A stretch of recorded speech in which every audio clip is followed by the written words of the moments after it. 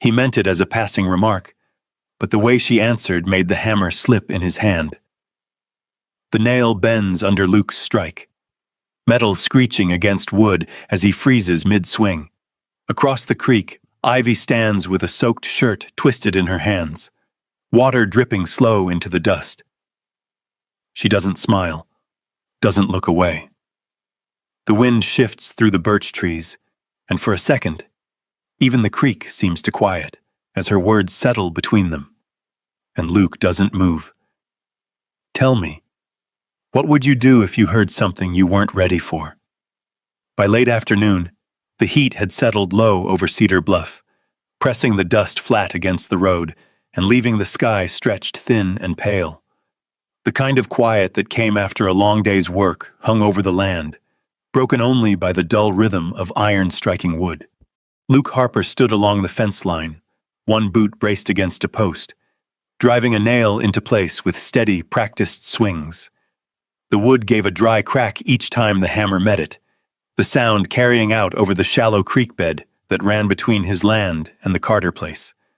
The creek had thinned to a narrow thread of water by midsummer, just enough to move slow and steady over the stones. On the other side, Ivy Carter knelt near the bank, sleeves rolled to her elbows, hands moving through a basin of soapy water without hesitation. She worked the fabric firm and clean, wringing it out with a twist that spoke of years doing the same thing. She didn't look up.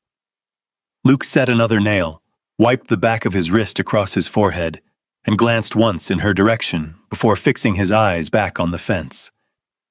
The boards had shifted after the spring floods. He'd been meaning to fix them for weeks.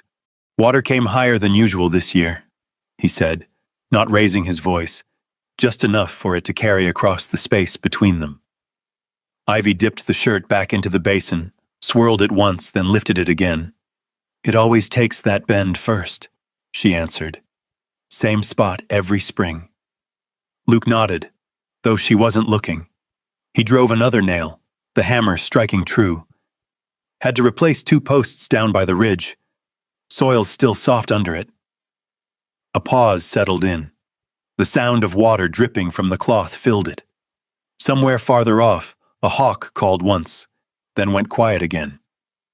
Ivy stood, lifted the shirt, and twisted it tight. Water streamed down in thin lines, catching the light before disappearing into the dust.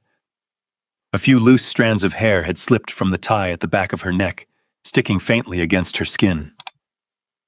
Luke noticed. Then he looked away. They talked a little more. About the Henderson cattle moving early this year. About the road out past Miller's Gate getting rough again. About nothing that mattered.